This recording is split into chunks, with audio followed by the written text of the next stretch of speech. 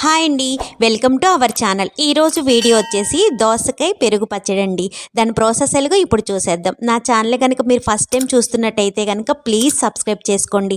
అలాగే పక్కనున్న బెల్ ఐకాన్ని క్లిక్ చేయండి, నా నోటిఫికేషన్స్ మీకు వచ్చేస్తాయి. ఇప్పుడు ప్రాసెస్లోకి వెళ్ళిపోదామండి. ఇలాగ ఒక చిన్న రోల్ తీసుకొని అందులోకి 1 టీ స్పూన్ ఆవాలు వేసుకోవాలండి. ఈ ఆవాలు కొంచెం ఇలాగా నలిగాక ఇందులోకి 1/2 టీ స్పూన్ ఆయిల్ వేసుకోవాలండి. ఆయిల్ వేసుకొని ఇది మెత్తని పేస్ట్ లాగా ఇలాగ నూరుకొని రెడీ చేసుకోవాలండి.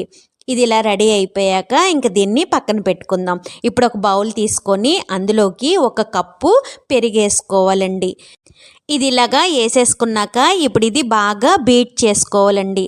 ఇలాగా బీట్ చేసుకొని రెడీ చేసుకున్నాక ఇప్పుడు ఇందులోకి 1 కప్పు దోసకాయ అండి, పైన చెక్క తీసేసి ఇలాగ ముక్కలుగా కట్ చేసుకొని ఉంచుకున్నానండి. ఇవి 1 కప్పు వేసుకుంటున్నాను అనమాట. ఇందులోని పిక్కలు అనేది మీకు ఇష్టమైతే ఉంచుకోవచ్చండి, లేదంటే కనుక తీసేసుకోవచ్చు.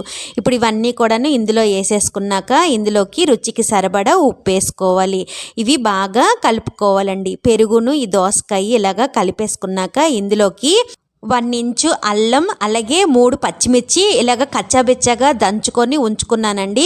అది ఇందులోని వేసుకోవాలి. అలాగే మన ఆవాలు కూడా నూరుకొని పక్కన పెట్టుకున్నాం కదండి, ఆ పేస్ట్ కూడాను ఇందులో వేసుకొని బాగా ఇవన్నీ కూడాను కలుపుకోవాలండి.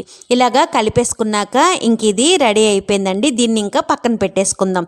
ఇప్పుడు స్టవ్ వెలిగించి స్టవ్ పైన ఒక కళాయి పెట్టుకొని అందులోకి 1/2 టేబుల్ స్పూన్ ఆయిల్ వేసుకోవాలండి. ఆయిల్ కొంచెం వేడెక్కాక ఇందులోకి 1 టీ స్పూను ఆవాలు వేసుకోవాలి, 1 టీ స్పూను జీలకర్ర వేసుకోవాలి.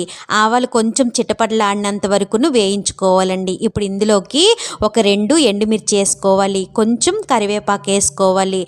ఇవన్నీ కూడాను వేగిపోయాక ఇప్పుడు ఇందులోకి 1/2 టీ స్పూను పసుపు వేసుకోవాలి, చిటికెడు ఇంగు వేసుకోవాలి. ఇప్పుడు ఇదంతా కూడాను ఒకసారి బాగా కలుపుకోవాలండి. ఇంకా తాలింపు అనేది రెడీ అయిపోయిందండి. స్టవ్ ఆఫ్ చేసేసుకొని ఇదంతా కూడాను మనం ముందుగానే రెడీ చేసుకొని పక్కన పెట్టుకున్నాం కదండి, దోసకాయ పెరుగు అవన్నీని అందులోని ఇదంతా కూడాను వేసేసుకోవాలి. ఈ తాలింపు అంతా కూడా వేసేసుకున్నాక ఒకసారి ఇదంతా కూడాను బాగా కలిసేలాగా కలుపుకోవాలండి. ఇలా కలిపేసుకున్నాక ఇప్పుడు ఇందులోకి సన్నగా కట్ చేసుకున్న కొత్తిమీర కొంచెం వేసుకోవాలి. కొత్తిమీర వేసుకొని ఒకసారి ఇదంతా కూడాను కలిపేసుకున్నాక ఇంకా మనకి ఇది రెడీ అయిపోయిందండి. ఒక బౌల్లోకి తీసేసుకోవడమే, అంతే అండి. ఎంతో టేస్టీగా ఉండే దోసకాయ పెరుగు పచ్చడి రెడీ అయిపోయింది. తప్పకుండా మీరు కూడా ట్రై చేయండి. నచ్చిందండి ఈ వీడియో కనుక మీకు నచ్చినట్టయితే లైక్ చేయండి, షేర్ చేయండి, మీ ఫ్రెండ్స్కి ఫార్వర్డ్ చేయండి. సబ్స్క్రైబ్ చేసుకోవడం అసలు మర్చిపోద్దండి. పక్కనున్న బెల్ ఐకాన్ని క్లిక్ చేయండి, నా నోటిఫికేషన్స్ మీకు వచ్చేస్తాయి. Thanks for watching.